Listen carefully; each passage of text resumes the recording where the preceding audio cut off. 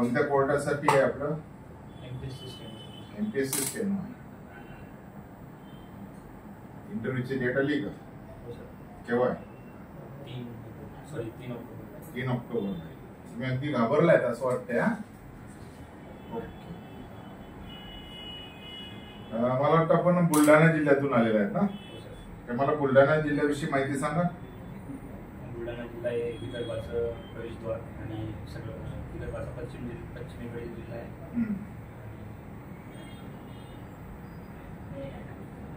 बुलढाण्यामध्ये पर्यटन स्थळ जगप्रसिद्ध लोणार सरोवर आहे, जे की खाऱ्या पाण्याचं जगप्रसिद्ध सरोवर आहे.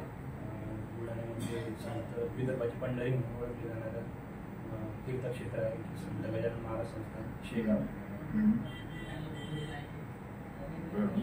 राजमाता जिजाऊ यांचं जन्मदिन सिंदखेड राजा तालुक्यामध्ये.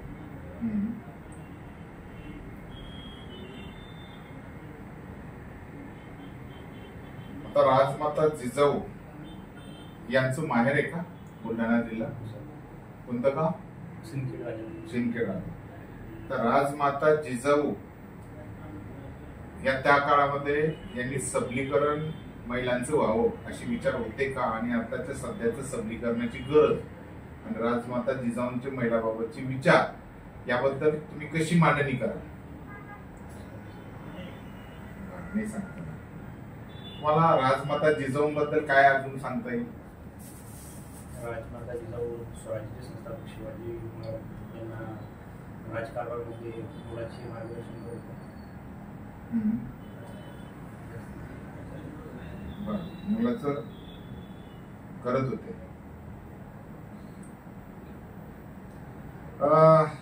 आता तुम्ही स्टेनोग्राफर कितीचे आहेत पास?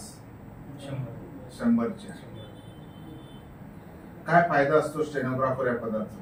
स्टेनोग्राफर या पदाचा कार्यालयीन कामकाजात वेग आणणे, आपल्या म्हणजे वरिष्ठांचे पत्रव्यवहार वगैरे सांभाळणे, डिक्टेशन घेणे, टाईप करणे आणि कार्यालयीन कामकाजाची गोपनीयता बाळगणे आणि महत्वाचा रोल स्टेनोग्राफर. बर. आता हे तुम्ही मंत्रालयासाठी स्टेनोग्राफर होताय तुम्ही एमपीएससी. आता मला स्टेनोग्राफर हे जे पद आहे हे कोणत्या मिनिस्ट्री अंतर्गत येते हे मला सांगा. कोणत्या मंत्रालया अंतर्गत? सामान्य प्रशासन. त्याचे मंत्री महोदय कोण?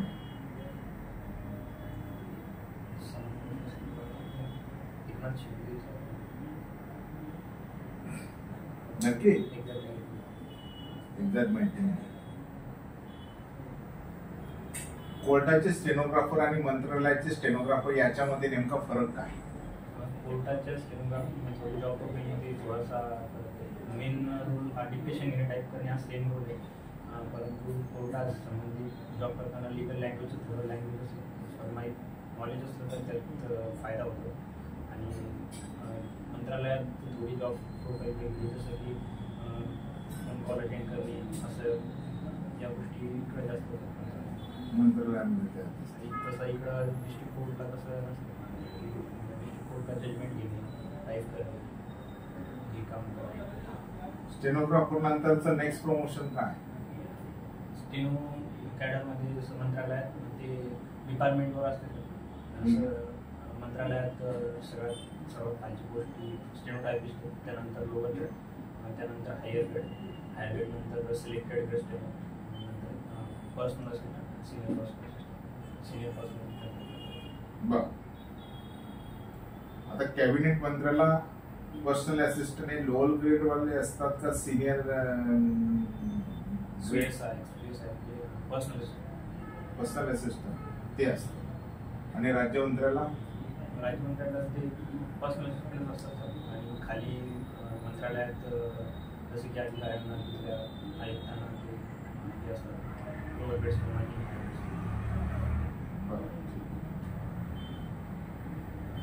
सध्या एक भूमिका आहे सर्वोच्च न्यायालयाचे न्यायमूर्ती, तुम्हाला माहिती असेल काय त्यांचं नाव? डी.वाय. चंद्रचूड. महाराष्ट्रीयनच आहे का ते? बरं, ठीक आहे. त्यांच्या निवासस्थानी पंतप्रधान नरेंद्र मोदी साहेब यांनी आरतीला जाणं आणि त्यांच्याच सरकारची केस त्यांच्या बेंचकडे असणं याकडे आपण कसे बघता? हे तसं व्हायला पाहिजे नाही सर, कारण की न्यायव्यवस्था ही स्वतंत्र असायला पाहिजे आणि असं एक वाईट संधी असतो. कारण की त्या पक्षाचं बऱ्याच वेळेस असं मागे पण झालेलं होतं की एका जजला एका पिटिशनरनं मेल केला होता, तर 3 जजनं केस ट्रान्सफर केली. हे चुकीचं आहे सर की भेटायला पिटिशन म्हणजे पक्षानं कोणत्याही पक्षानं तिथं जजला पण डायरेक्ट कॉन्टॅक्ट करणं. सध्या महाराष्ट्राच्या राजकारणाच्या घडामोडीकडे आपण कसे बघता? खरं तुम्हाला मंत्रालयात काम करायचं आणि मंत्रालय हे राजकारणावरच अवलंबून असतो.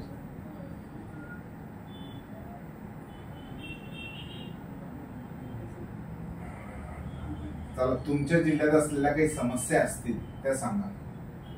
महत्वाचा समस्या म्हणजे औद्योगिकरण कमी आहे सर, त्याच्यामुळं बेरोजगारी जास्त प्रमाणात आहे आणि रोजगारासाठी युवकांना बाहेर जिल्ह्यात जसं की पुणे मुंबईसारख्या ठिकाणी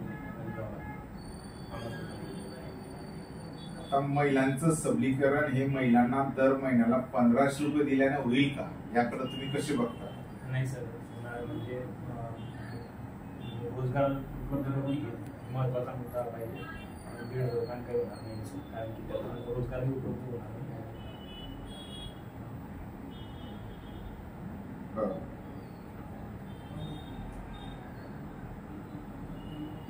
एक प्रशासकीय सेवेत काम करणारं एक व्यक्तिमत्व तुम्ही आहात असं समजा, आणि तिथं जे टॅक्स पेयर लोक असतात, जे कर भरतात, त्यांना प्रत्येक योजना इम्प्लिमेंट करताना विचाराधीन करायला पाहिजे का, याकडे तुम्हाला काय वाटतं? विचाराधीन करायलाच पाहिजे.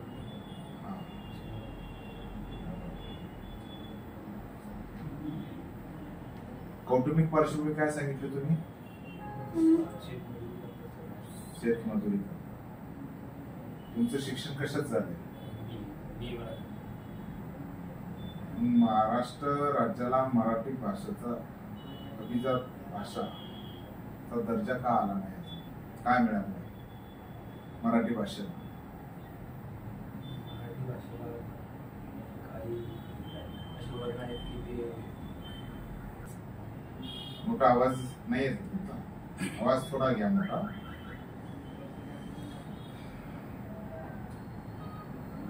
नाही सांगताय. ज्ञानपीठ पुरस्कार पहिले विजेते मराठी लेखक कवी कोण? कथाकार काय नाव?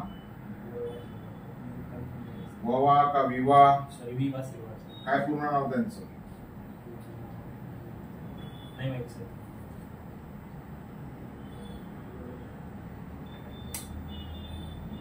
ठीक आहे.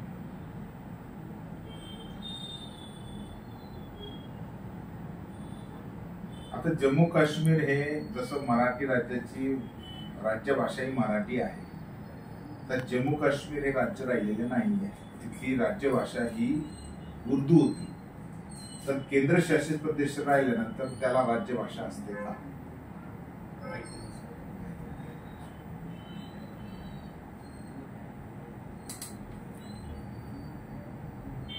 आपलं छंद म्हटलं तुम्ही शेतात जाणे, शेतात काम करणे.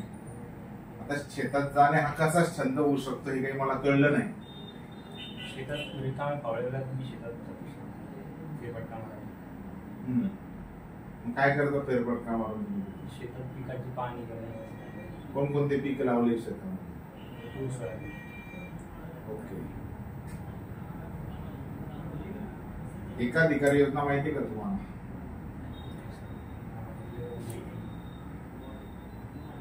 तुमची निवड का करावी असं तुम्हाला वाटतं? मला या पदासाठी असं वाटतं की मी चांगलं काम करू शकतो. बरं, काम तर सगळेच करतील, तुमचीच निवड का करावी? काय? या पदासाठी जे स्किल लागतं ते मला वाटतं की आहे माझ्यात आणि मी त्या पदासाठी काम करतो. ठीक आहे, चला बेस्ट लक. ओके,